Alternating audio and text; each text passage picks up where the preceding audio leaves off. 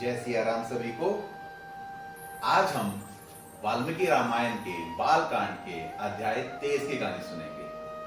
तो अभी तक हमने सुना कि राम जी लक्ष्मण जी महर्षि विश्वामित्र के साथ वन में जा रहे हैं उनके यज्ञ को संपन्न करने के लिए, और रात को वे सभी सरयू नदी के किनारे घास पर सोए थे। तो आज की कहानी इस प्रकार है कि अगले दिन सुबह होती है और विश्वामित्र जी, राम जी और लक्ष्मण जी जो रात में उसी घास पे सोए हुए होते हैं, उठते हैं और विश्वामित्र जी उन दोनों युवराजों को बोलते हैं कि तुम दोनों अपने नित्य कर्म कीजिए, भगवान को याद कीजिए और फिर हम आगे की यात्रा शुरू करेंगे।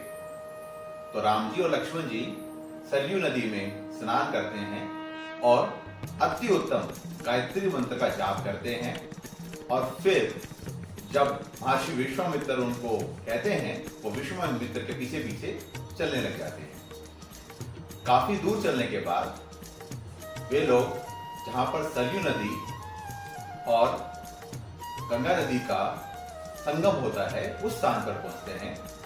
गंगा नदी जो तीनों लोक में विचरण करती है, उसे देखकर राम जी और लक्ष्मण जी को बड़ा प्रसन्नता होती है और वे उसको प्रणाम करते हैं और उसकी पूजा करते हैं। वहां समीप में ही एक आश्रम होता है, जिसे देखकर राम जी विश्वामित्र जी से पूछते हैं कि यह किसका आश्रम है। तो विश्वामित्र जी उन्हें बताते हैं कि यहाँ पर बहुत साधु संत रहते हैं जो सदियों से तपस्या कर रहे थे। किसी जमाने में यहाँ पर कामदेव, जो कि उस समय शरीर होते थे, वो यहाँ पर रहते थे। और एक दिन जब यहाँ पर महादेव तपस्या कर रहे थे तो कामदेव ने उनके ऊपर आक्रमण कर दिया और भगवान शिव ने, महादेव ने अपनी तीसरी आंख खोलकर कामदेव को भस्म कर दिया। तब से कामदेव बिना शरीर के ही रहते हैं और उसी तरीके से उनकी पूजा की जाती है।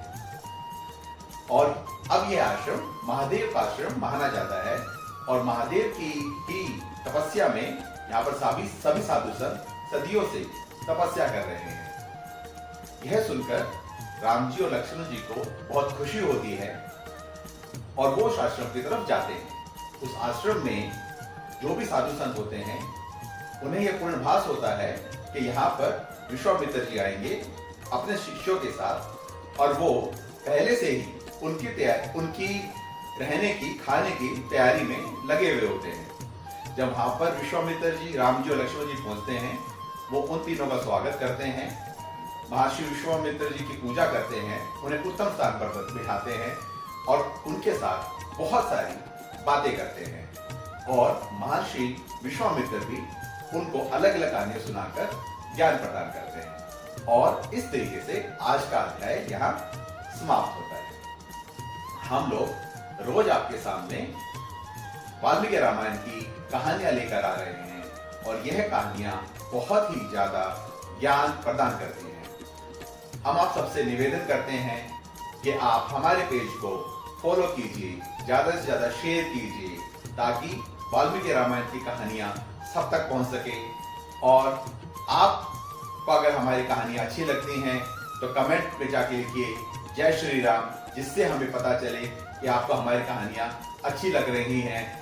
और आप सभी सुनते रहिए प्रभु राम की कहानी, फट मनु की जुबानी। जय सिया राम सभी को।